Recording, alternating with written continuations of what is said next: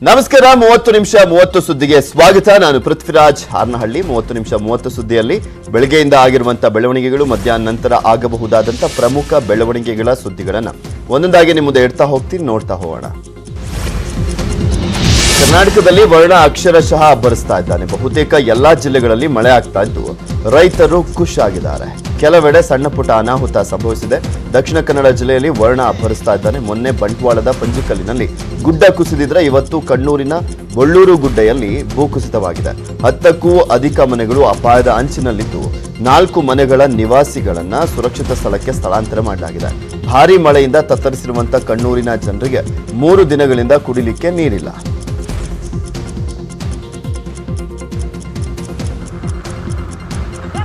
ದಕ್ಷಿಣ ಕನ್ನಡ ಜಿಲ್ಲೆಯಾದ್ಯಂತ ಮಳೆ ಆರ್ಭಟ ಮುಂದುವರೆದಿದೆ. ಭಾರೀ ಮಳೆಗೆ ಕಟೀಲು ದುರ್ಗಾ ಪರಮೇಶ್ವರಿ ದೇವಸ್ಥಾನದ ಬಳಿಯ ನಂದಿನಿ ನದಿ ಉಕ್ಕಿ ಹರಿತಾ ಇದೆ. ನಂದಿನಿ ನದಿಯಲ್ಲಿ ನೀರಿನ ಹರಿವಿನ ಪ್ರಮಾಣ ಹೆಚ್ಚಾಗಿದೆ. ಸುತ್ತಮುತ್ತ ಪ್ರದೇಶದಲ್ಲಿನ ತಗ್ಗು ಪ್ರದೇಶಗಳಿಗೆ ನೀರು ನುಗ್ಗಿದ್ದು ಕಟೀಲು ಯಕ್ಕಾರು ಭಾಗದ ಕೆಲ ಅಡಿಕೆ ತೋಟಗಳು ಜಲಾವೃತಗೊಂಡಿವೆ. ಉಡುಪಿ ಜಿಲ್ಲೆಯಲ್ಲಿ ಧಾರಾಕಾರ ಮಳೆಯಾಗಿದೆ. ಸೌಪರ್ಣಿಕಾ ನದಿ ತುಂಬಿ ಹರಿತಾ ಇದೆ. ಬೈಂದೂರು ತಾಲೂಕಿನ ಹಲವು ಗ್ರಾಮಗಳಲ್ಲಿ ಪ್ರವಾಹ ಪರಿಸ್ಥಿತಿ ಎದುರಾಗಿದ್ದು ನಾವುಂದ ಗ್ರಾಮ ಜಲಾವೃತವಾಗಿ ಜನರು ತತ್ತರಿಸಿದ್ದಾರೆ. ಬಂಟ್ವಾಡಿ ಬ್ರಿಡ್ಜ್ ಕಾಮಗಾರಿ ಹಿನ್ನೆಲೆಯಲ್ಲಿ ಗ್ರಾಮಕ್ಕೆ ಮಳೆ ನೀರು ನುಗ್ಗಿದೆ. ಉಡುಪಿ ಜಿಲ್ಲಾಡಳಿತ ಗ್ರಾಮಸ್ಥರನ್ನ ಸ್ಥಳಾಂತರ ಮಾಡ್ತಾ ಇದೆ. ಇನ್ನು ಸೋಮವಾರದವರೆಗೂ ಕೂಡ ಶಾಲಾ ಕಾಲೇಜುಗಳಿಗೆ ರಜೆಯನ್ನ ಘೋಷಣೆ ಮಾಡಲಾಗಿದೆ.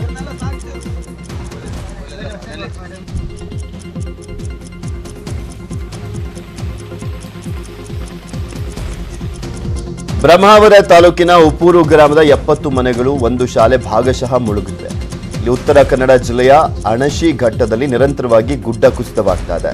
ಅಘನಾಶಿನಿ, ಗಂಗಾವಳಿ, ಶರಾವತಿ ನದಿ ಉಕ್ಕಿ ಹರಿತಾ ಇದೆ. ಧಾರಾಕಾರವಾಗಿ ಸುರಿದಂತ ಮಳೆಯಿಂದಾಗಿ ಕಾರವಾರದ ರಾಷ್ಟ್ರೀಯ ಹೆದ್ದಾರಿ 66ರ ಬೀಣಗ ರಸ್ತೆ ಬಂದ್ ಆಗಿದೆ.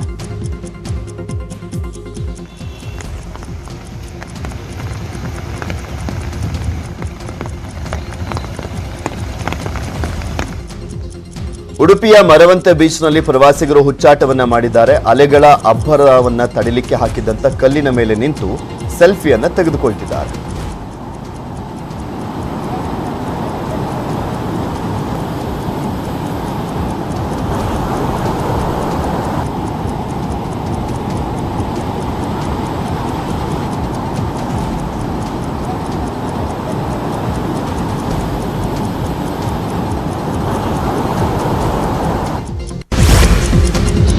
ಮಹಾರಾಷ್ಟ್ರದ ಘಟ್ಟ ಪ್ರದೇಶದಲ್ಲಿ ಭಾರೀ ಮಳೆಯಿಂದಾಗಿ ನದಿಗಳು ಮೈದುಂಬಿ ಹರಿತಾ ಇದೆ. ಕೃಷ್ಣಾ, ದೂದಗಂಗಾ, ವೇದಗಂಗಾ, ಘಟಪ್ರಭಾ ನದಿಗೆ ನೀರಿನ ಹರಿವು ಹೆಚ್ಚಿದ್ದು ನಿನ್ನೆಯಿಂದ ಕೃಷ್ಣಾ ನದಿ ಒಳಹರಿವಿನ ಪ್ರಮಾಣದಲ್ಲಿ ಏರಿಕೆಯಾಗಿದೆ. ಒಳಹರಿವು ಹೆಚ್ಚಾದಲ್ಲಿ ಪಕ್ಕದ ಗದ್ದೆಗಳಿಗೆ ನೀರು ನುಗ್ಗುವಂತಹ ಆತಂಕ ಎದುರಾಗಿದೆ. ಚಿಕ್ಕೋಡಿ ತಾಲೂಕಿನ ಮಾಂಜರಿ, ಯಡೂರು, ಕಲ್ಲೋಳ ಗ್ರಾಮದ ರೈತರಲ್ಲಿ ಆತಂಕ ಮನೆ ಮಾಡಿದೆ.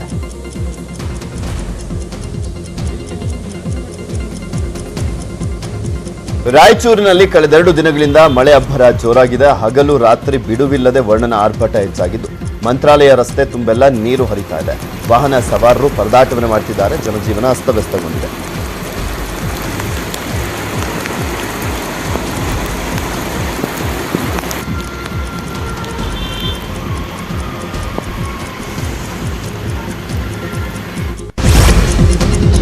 ಹಾಸನದ ಸಕಲೇಶಪುರದಲ್ಲಿ ರಸ್ತೆಗೆ ಅಡ್ಡಲಾಗಿ ಬಿದ್ದಿದ್ದಂತ ಮರ ತಪ್ಪಿಸಲಿಕ್ಕೆ ಹೋಗಿ ಬಸ್ಸೊಂದು ಚರಂಡಿಗೆ ಇಳಿದಿದೆ. ಬಸ್ನಲ್ಲಿ ಬಹುತೇಕ ವಿದ್ಯಾರ್ಥಿಗಳು ಪ್ರಯಾಣವನ್ನು ಮಾಡ್ತಾ ಇದ್ರು. ಅದೃಷ್ಟವಶಾತ್ ಯಾವುದೇ ಪ್ರಾಣಾಪಾಯವಾಗಿಲ್ಲ.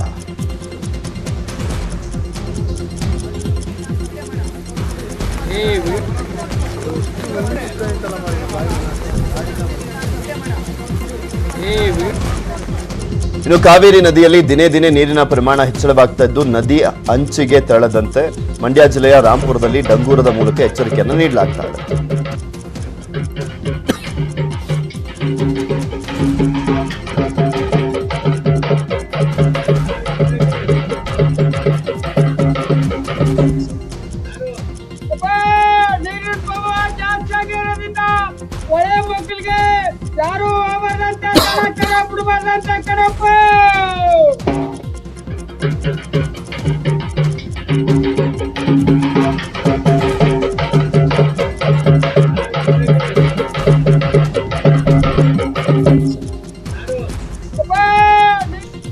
ಚಿಕ್ಕಮಗಳೂರಿನಲ್ಲಿ ಭಾರಿ ಮಳೆಗೆ ರಸ್ತೆ ಕುಸಿತವಾಗಿದೆ. ಕೊಪ್ಪ ತಾಲೂಕಿನ ಹಿರೂರು ಗ್ರಾಮದಲ್ಲಿ ರಸ್ತೆಯ ಸಮೇತ ಭೂಮಿ ಕುಸಿತವಾಗಿದ್ದು ಉತ್ತಿನಗದ್ದೆ ಶುಂಠಿಕೋಡಿ ಗ್ರಾಮದ ಸಂಪರ್ಕ ಕಡಿತವಾಗಿದೆ.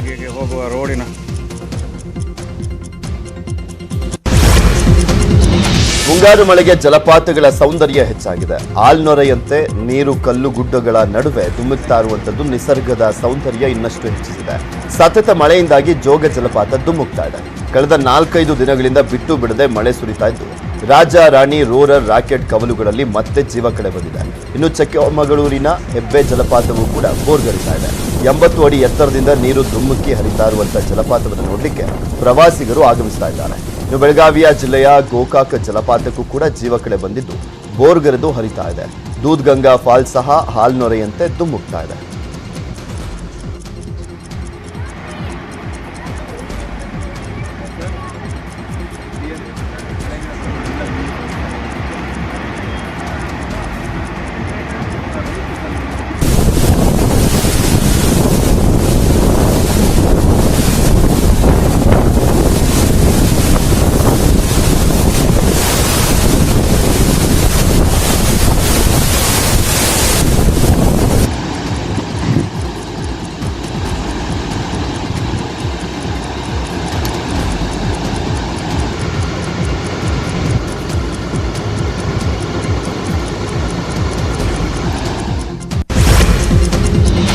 ಪದ್ಮಶ್ರೀ ಪುರಸ್ಕೃತೆ ತುಳಸಿ ಗೌಡರವರ ಮನೆಗೆ ತೆರಳೋಕೆ ಸೇತುವೆಯ ಅಗತ್ಯವಿದೆ. ಹೌದು, ಉತ್ತರ ಕನ್ನಡ ಜಿಲ್ಲೆಯ ಹೊನ್ನಳ್ಳಿ ಗ್ರಾಮದಲ್ಲಿ ವಾಸವನ್ನು ಮಾಡ್ತಾ ಇರುವಂತಹ ತುಳಸಿ ಗೌಡರ ಮನೆ ಮುಂದೆ ಹಳ್ಳವೊಂದು ಹರಿತಾ ಇದೆ. ಸಾಮಾನ್ಯ ದಿನಗಳಲ್ಲಿ ಹೇಗೋ ಓಡಾಡ್ತೀನಿ, ಆದ್ರೆ ಮಳೆಗಾಲದಲ್ಲಿ ಓಡಾಡೋಕೆ ಕಷ್ಟವಾಗುತ್ತೆ ಅಂತ ತುಳಸಜ್ಜಿ ಮನವಿಯನ್ನ ಮಾಡಿರುವಂತಹ ವಿಡಿಯೋ ವೈರಲ್ ಆಗಿದೆ.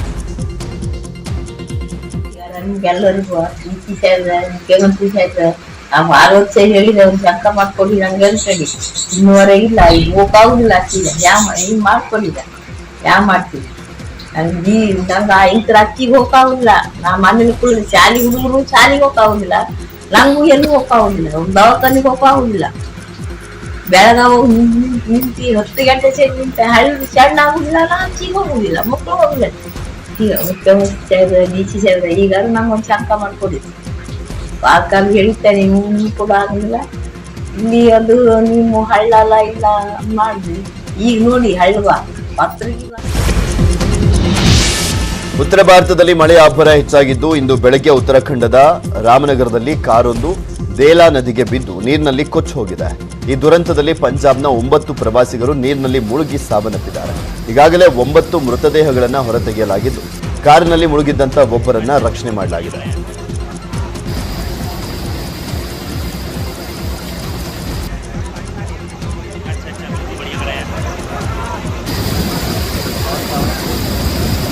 ತೆಲಂಗಾಣದಲ್ಲಿ ಬಸ್ಸೊಂದು ಶಾಲಾ ಮಕ್ಕಳನ್ನ ಕರೆದುಕೊಂಡು ಹೋಗ್ತಿದ್ದಾಗ ಏಕಾಏಕಿ ಮಳೆ ನೀರು ನುಗ್ಗಿ ಬಂದಿದೆ.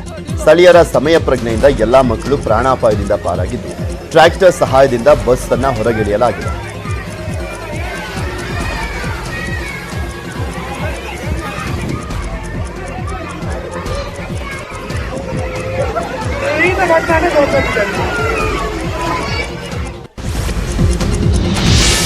ಸಾಮಾನ್ಯವಾಗಿ ರೈತರು ಮಳೆ ಬರಲಿ ಅಂತ ಬೇಡ್ಕೋತಾರೆ. ಆದರೆ ಗದಗದ ನರಗುಂದ, ಶಿರಹಟ್ಟಿ, ರೋಣ, ಮುಂಡರಗಿ ಭಾಗದ ರೈತರು ಯಾಕಾದ್ರೂ ಮಳೆ ಬಂತು ಅಂತ ಹೇಳ್ತಿದ್ದಾರೆ. ಭಾರಿ ಮಳೆಯಿಂದಾಗಿ ಜಮೀನಿನಲ್ಲಿ ನೀರು ನಿಂತಿದ್ದು ಹೆಸರು ಬೆಳೆಗೆ ಹಳದಿ ರೋಗದ ಕಾಟ ಶುರುವಾಗಿದೆ. 1,20,000ಕ್ಕೂ ಹೆಚ್ಚು ಹೆಕ್ಟೇರ್ ಪ್ರದೇಶದಲ್ಲಿ ಹೆಸರು ಬೆಳೆ ಬೆಳೆಯಲಾಗಿದ್ದು 6,000 ಹೆಕ್ಟೇರ್ನಲ್ಲಿ ಬೆಳೆದಂತ ಬೆಳೆಗೆ ಹಳದಿ ರೋಗ ಬಾಧೆ ಕಾಡ್ತಾ ಇದೆ. ಔಷಧಿ ಸಿಂಪಡಿಸಿದ್ರೂ ಕೂಡ ರೋಗ ನಿಯಂತ್ರಣಕ್ಕೆ ಬಾರದೆ ರೈತರು ತಲೆ ಮೇಲೆ ಕೈ ಹೊತ್ತು ಕುಳಿತುಕೊಂಡಿದ್ದಾರೆ. ಅಂತೀವಿ ನಾವು ಗದಗ ಜಿಲ್ಲೆಗೆ ಸಾಕಷ್ಟು ಹೆಸರು ಇಲ್ಲಿ ಬಿತ್ತನೆ ಆಗ್ತದೆ. ಇಲ್ಲಿ ಒಂದು ಸಮಸ್ಯೆ ಕಂಡು ಬಂದಿದೆ ನಮಗೆ, ಯೆಲ್ಲೋ ಮೊಸೈಕ್ ವೈರಸ್ ಅಂತ ಅಥವಾ ಹಳದಿ ನಂಜಾಣು ರೋಗ ಅಂತೀವಿ ನಾವು ಇದಕ್ಕೆ. ಇದು ವೈಟ್ ಫ್ಲೈ ಇಂದ ಹರಡ್ತದೆ. ಇದು ಎರಡನೇ ಅರ್ಧ, ರೋಹಿಣಿ ಮಳೆ ಎರಡನೇ ಅರ್ಧ ಇರ್ತದಲ್ಲ, ಜೂನ್ 1ರಿಂದ 10ನೇ ತಾರೀಕುವರೆಗೆ ಯಾರು ಬಿತ್ತಿದ್ದಾರೆ ಅವರಿಗೆ ನಂಜಾಣು ರೋಗ ಬಂದಿಲ್ಲ. ಯಾರು ಅರ್ಲಿ ಬಿತ್ತಿದ್ದಾರೆ, ಮುಂಚಿತವಾಗಿ ಬಿತ್ತಿದ್ದಾರೆ, ಅವರಿಗೆ ಈ ರೋಗ ಕಂಡು ಬಂದಿದೆ. ಈಗ ರೋಗ ಕಂಡು ಬಂದ ತಕ್ಷಣ ರೈತರು ಏನ್ ಮಾಡ್ಬೇಕಪ್ಪ ಅಂದ್ರೆ, ರೋಗ ಕಂಡು ಬಂದ ತಕ್ಷಣ ಅವು ಚಿಕ್ಕದಾಗಿರುವಾಗ್ಲೇನೆ 1, 2, 3 ಗಿಡ ಇರುವಾಗ್ಲೇನೆ ಅದನ್ನ ಕಿತ್ತು ಬದಿಗೆ ಹಾಕಿಬಿಡ್ಬೇಕು ಅಥವಾ ನೆಲದಲ್ಲಿ ಊತ್ ಬಿಡ್ಬೇಕು, ಆ ವೈರಾಣು ಸತ್ತೋಗ್ಬಿಡ್ತದೆ. ಶಿವಮೊಗ್ಗದ ನೀರಾವರಿ ಇಲಾಖೆಯ ಇಂಜಿನಿಯರ್ ಕಚೇರಿ ಸ್ಥಿತಿ ಹೇಳತಿರದಾಗಿದೆ. 150 ವರ್ಷಗಳ ಹಿಂದಿನ ಈ ಕಟ್ಟಡ ಮಳೆ ಬಂತು ಅಂದ್ರೆ ಸೋರುತ್ತೆ. ಸೋರುವ ಜಾಗದಲ್ಲಿ ಬಕೆಟ್ಟು ಪಾತ್ರೆನ ಇಡಲಾಗುತ್ತೆ. ಕಂಪ್ಯೂಟರು, ಪ್ರಿಂಟರು, ಜೆರಾಕ್ಸ್ ಮೆಷಿನ್ ಹಾಗೂ ಇತರ ಎಲೆಕ್ಟ್ರಾನಿಕ್ ಉಪಕರಣಗಳನ್ನ ಹೇಗೆ ಉಳಿಸಿಕೊಳ್ಳುವಂಥದ್ದು ಅಂತ ಅಧಿಕಾರಿಗಳು ಪ್ರಶ್ನೆ ಮಾಡ್ತಿದ್ದಾರೆ. ಇಲ್ಲಿ ಶಿಥಿಲ ಮೇಲ್ಚಾವಣಿ ದುರಸ್ತಿ ಮಾಡುವಂತೆ ಹಲವು ಬಾರಿ ತಮ್ಮ ಮೇಲಾಧಿಕಾರಿಗಳಿಗೆ ಮನವಿಯನ್ನ ಮಾಡಿದ್ರು ಕೂಡ ಪ್ರಯೋಜನ ಆಗ್ತಾ ಇಲ್ವಂತೆ.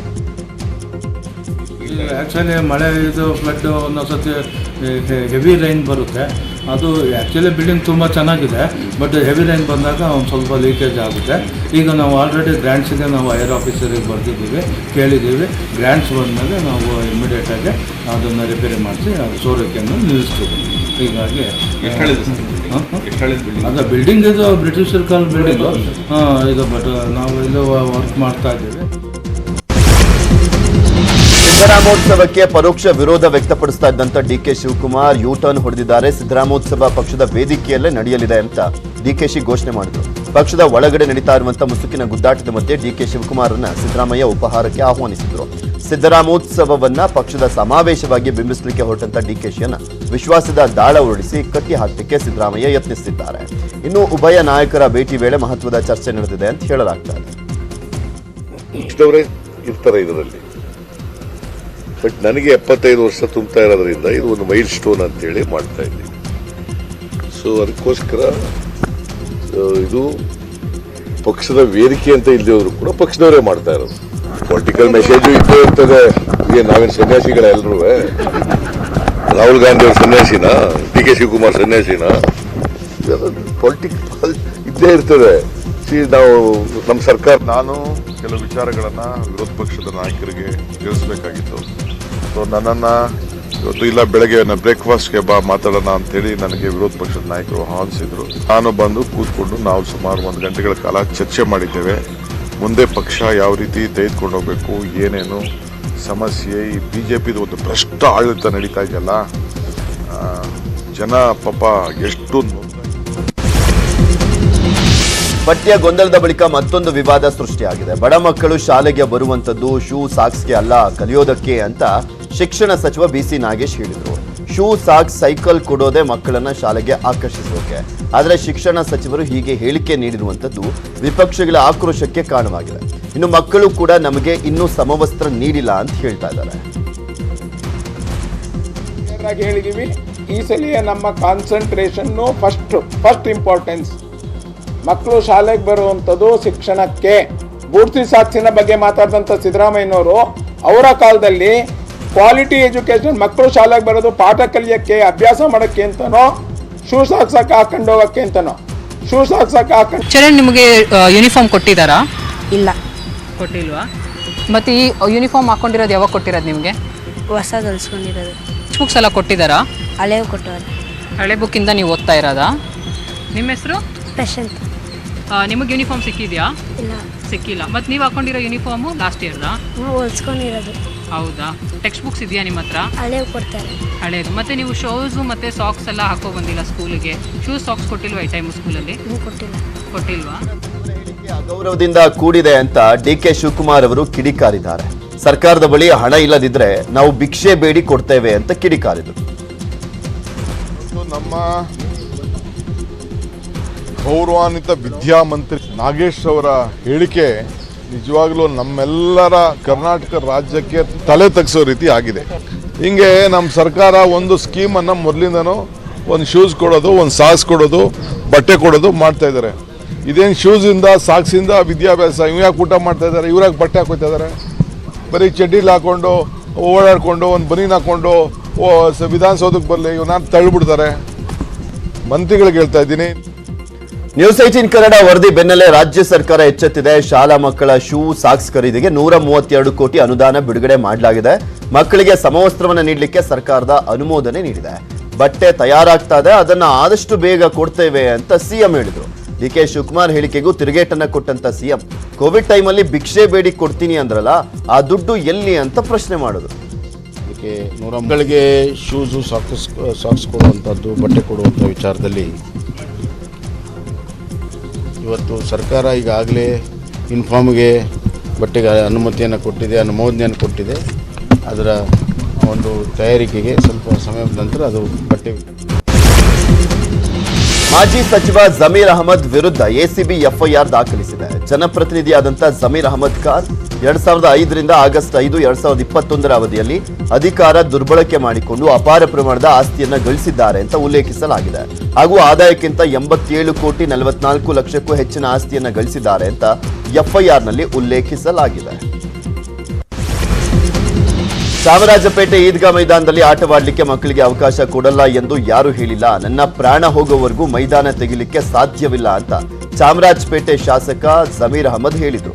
ಚಾಮರಾಜಪೇಟೆಯ ವೆಂಕಟರಾಮ್ ಕಲಾಭವನದಲ್ಲಿ ನಡೆದಂತ ಸಭೆಯಲ್ಲಿ ಮಾತನಾಡಿದಂತ ಅವರು, ಆಟದ ಮೈದಾನ ಎಲ್ಲಿಗೆ ಹೋಗಿದೆ? ಆಟದ ಮೈದಾನವನ್ನ ಯಾರು ತೆಗೆದಿದ್ದಾರೆ? ಎಂಎಲ್ಎ, ಬಿಬಿಎಂಪಿ, ವಕ್ಫ್ ಬೋರ್ಡ್ ಯಾರಾದ್ರೂ ಇಲ್ಲಿ ಆಟದ ಮೈದಾನ ಇರೋದಿಲ್ಲ ಅಂತ ಹೇಳಿಕೆ ಕೊಟ್ಟಿದ್ದಾರಾ ಅಂತ ಪ್ರಶ್ನೆ ಮಾಡಿದ್ರು. ಕಾಣ್ತಾ ಇದೀವಿ, ಜಾತಿ ಭೇದ ನಮ್ಮಲ್ಲಿಲ್ಲ, ಮುಂದೇನು ಬರೋದಲ್ಲ, ಇದು ಸತ್ಯಾಂಶ ನಾವು ಹೇಳಿದ್ದೀವಿ. ನಾನಿಂದು ಈ ಆಟದ ಮೈದಾನ ಅಂತೂ ಯಾರಿಂದಲೂ ತೆಗೆಯಕ್ಕೆ ಸಾಧ್ಯ ಆಗಲ್ಲ. ಅವ್ರು ಯಾವ ಹಿನ್ನೆಲೆಯಲ್ಲಿ ಚಾಮರಾಜಪೇಟೆ ಬಂದಂತ ಘೋಷಣೆ ಮಾಡೋದು ಗೊತ್ತಿಲ್ಲ. ಈಗ ಇದು ಆಟದ ಮೈದಾನ ಉಳಿಸಿ ಅಂತಲೂ ನನ್ಗೆ ಯಾವ ಹಿನ್ನೆಲೆ. ನಾನು ಗೃಹ ಸಚಿವರಿಗೆ 10 ನಿಮಿಷಗಳ ಸಮಯ ಕೇಳಿದ್ದೆ, ಆದರೆ ಸಮಯ ನೀಡಲಿಲ್ಲ ಎಂದು ಹರ್ಷ ಸಹೋದರಿ ಅಶ್ವಿನಿ ಆರೋಪವನ್ನು ಮಾಡಿದ್ದಾರೆ. ಶಿವಮೊಗ್ಗದಲ್ಲಿ ಮಾತನಾಡಿದಂತ ಅವರು, ತಮ್ಮನನ್ನ ಕಳೆದುಕೊಂಡ ನನಗೆ ಗೃಹ ಸಚಿವರು ಗಟ್ಟಿ ಧ್ವನಿಯಲ್ಲಿ ಮಾತನಾಡಿದ್ದು ಮತ್ತಷ್ಟು ಕುಗ್ಗುವಂತೆ ಮಾಡಿದೆ. ರಾತ್ರಿ 8 ಗಂಟೆಗೆ ಒಬ್ಬ ಹೆಣ್ಣು ಮಗಳು ಹೋದಾಗ ಸರಿಯಾಗಿ ನಡೆಸ್ಕೊಳ್ಳಿಲ್ಲ. ಇನ್ನು ಜೈಲಿನಲ್ಲಿ ಆರೋಪಿಗಳಿಗೆ ರಾಜಾತಿಥ್ಯ ನೀಡಿದ್ದು ಖಂಡಿಸಿ ನಾಳೆ ಪ್ರತಿಭಟನೆ ಮಾಡ್ತೇವೆ ಅಂತ ಹರ್ಷ ಸಹೋದರಿ ಹೇಳಿದರು. ಯಾವಾಗ ವಿಡಿಯೋ ವೈರಲ್ ಆಗುತ್ತೆ ಆಗ ನಾನು ಕೇಳ್ತೀನಿ ಅವ್ರಿಗೆ, ಏನಂತ ಸರ್ ಈ ಥರ ಆಗ್ತಿದೆಯಲ್ಲ ಅಂತ. ಅವಾಗ ಅವ್ರು ನನಗೆ ಹೇಳ್ತಾರೆ ವರ್ಗಾವಣೆ ಆಗೋಗಿದೆ ಅಂತ ಹೇಳ್ತಾರೆ. ಸೋಮವಾರ ವರ್ಗಾವಣೆ ಬೇಡ ಸರ್, ನಮಗೆ ಸಸ್ಪೆಂಡ್ ಬೇಕು ಅಂತಾನೆ ಅವತ್ತು ದಿನನಿತ್ಯ ಪೂರ ನಾವು ನಿಮ್ಮ ಟಿ ವಿ ಮಾಧ್ಯಮವ್ರ ಸಹಾಯದಿಂದಾನೇ ನಾವು ಅಲ್ಲಿ ಕೇಳ್ಕೊತೀವಿ. ಅದಾದಮೇಲೆ ಮಂಗಳವಾರ ಸಂಜೆ ನಾನು ಅವ್ರ ಹತ್ರ ಹೋಗಿದ ಕೂಡಲೇ ನಾನು ಎಲ್ಲೂ ಕೂಡ ಅವ್ರಿಗೇನೂ ಹೇಳಲ್ಲ. ಫಸ್ಟು ನಾನು ಕೇಳೋದೆ, ಸರ್ ನಿಮ್ಮ 10 ನಿಮಿಷ ಟೈಮ್ ಕೊಡಿ ನನಗೆ ಅಂತ. ಅವಾಗ ಅವ್ರು ಹೇಳ್ತಾರೆ, ಇಲ್ಲಮ್ಮ ನನ್ನ ಹತ್ರ ಟೈಮ್ ಇಲ್ಲ ಅಂತ. ಬೆಂಗಳೂರಿನ ಎಲೆಕ್ಟ್ರಾನಿಕ್ ಸಿಟಿ ಪೊಲೀಸರು ಸಿನಿಮೀಯ ಶೈಲಿಯಲ್ಲಿ ಕಾರ್ಯಾಚರಣೆಯನ್ನು ನಡೆಸಿ ಕಳ್ಳರನ್ನ ಬಂಧಿಸಿದ್ದಾರೆ. ಸೋಮವಾರ ಮೈಲಸಂದ್ರದಲ್ಲಿ ಗ್ರಾಹಕರ ಸೋಗಿನಲ್ಲಿ ಬಂದಿದ್ದಂತ ಕಳ್ಳರು ರಾಮದೇವ್ ಬ್ಯಾಂಕರ್ಸ್ ಅಂಡ್ ಜ್ಯುವೆಲರಿಯಲ್ಲಿ 1,58,00,000 ಮೌಲ್ಯದ ಚಿನ್ನಾಭರಣ ಕದ್ದಿದ್ರು. ಆರೋಪಿಗಳು ಫ್ಲೈಟ್ನಲ್ಲಿ ರಾಜಸ್ಥಾನಕ್ಕೆ ಹೋಗಿದ್ರು. ಕಳ್ಳರನ್ನ ಹುಡುಕಿಕೊಂಡು ಪೊಲೀಸರು ಉದಯಪುರಕ್ಕೆ ಹೋಗಿದ್ರು. ಯಾವಾಗ ಪೊಲೀಸರು ಬೆನ್ನತ್ತಿದ್ರೋ ಸುಳಿವು ಸಿಕ್ತೋ ಆರೋಪಿಗಳು ಗುಂಡು ಹಾರಿಸಿ ಎಸ್ಕೇಪ್ ಆಗಿದ್ದಾರೆ. ಅದರ ಹಠ ಬಿಡದ ಪೊಲೀಸರು ಆರೋಪಿಗಳ ಕಾರಿಗೆ ಡಿಕ್ಕಿ ಹೊಡೆದು ಬಂಧಿಸಿದ್ದಾರೆ. ದೇವರಾಮ್, ರಾಹುಲ್ ಸೋಲಂಕಿ, ಅನಿಲ್ ರಾಮಸಿಂಗ್ ಎಂಬ ಕಳ್ಳರಿಂದ ಪಿಸ್ತೂಲ್ ಹಾಗೂ 3 ಕೆಜಿ ಚಿನ್ನ, 30 ಕೆಜಿ ಬೆಳ್ಳಿಯನ್ನು ವಶಕ್ಕೆ ಪಡೆಯಲಾಗಿದೆ.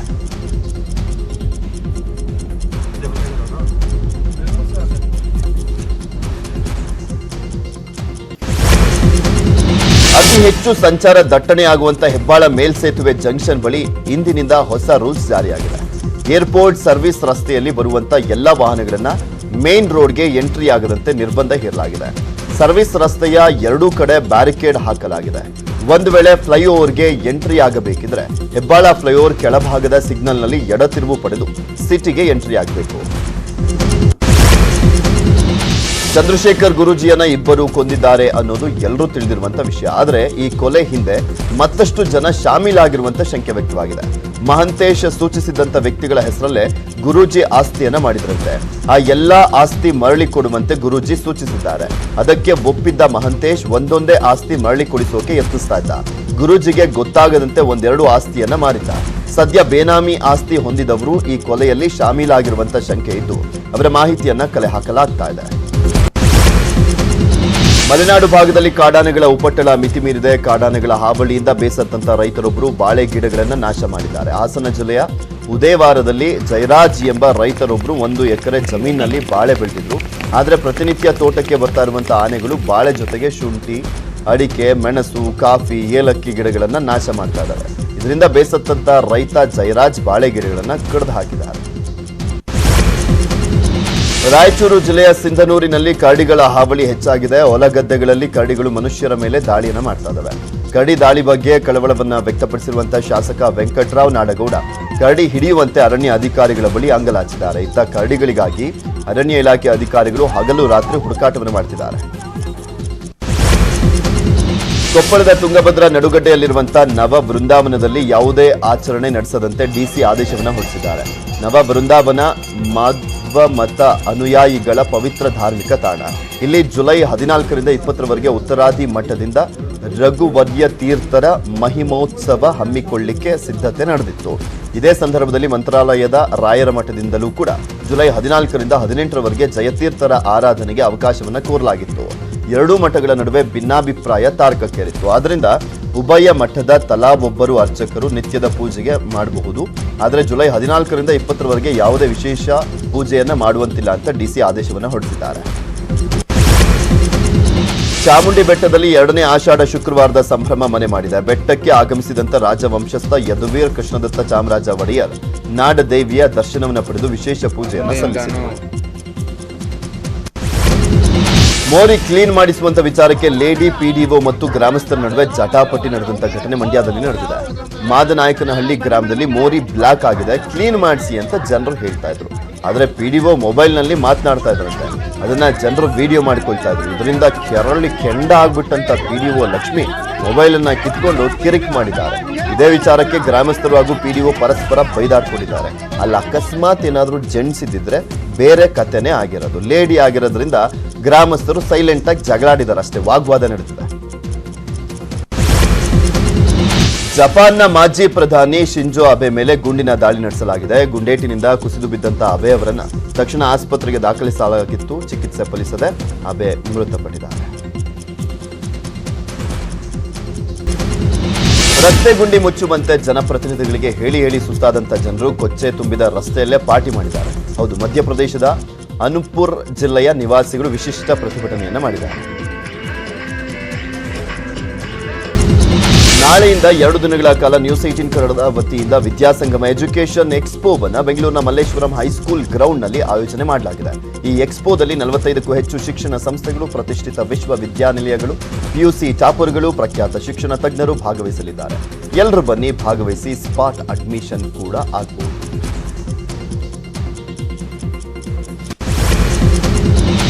ಇವಿಷ್ಟು ಈ ಕ್ಷಣದವರೆಗಿನ 30 ನಿಮಿಷ 30 ಸುದ್ದಿ. ನಾನು ಪೃಥ್ವಿರಾಜ್ ಹಾರನಹಳ್ಳಿ. ನೋಡ್ತಾ ಇರಿ ನ್ಯೂಸ್ 18 ಕನ್ನಡ. ಜಾಲ ನಮ್ಮದು, ಬಲ ನಿಮ್ಮದು.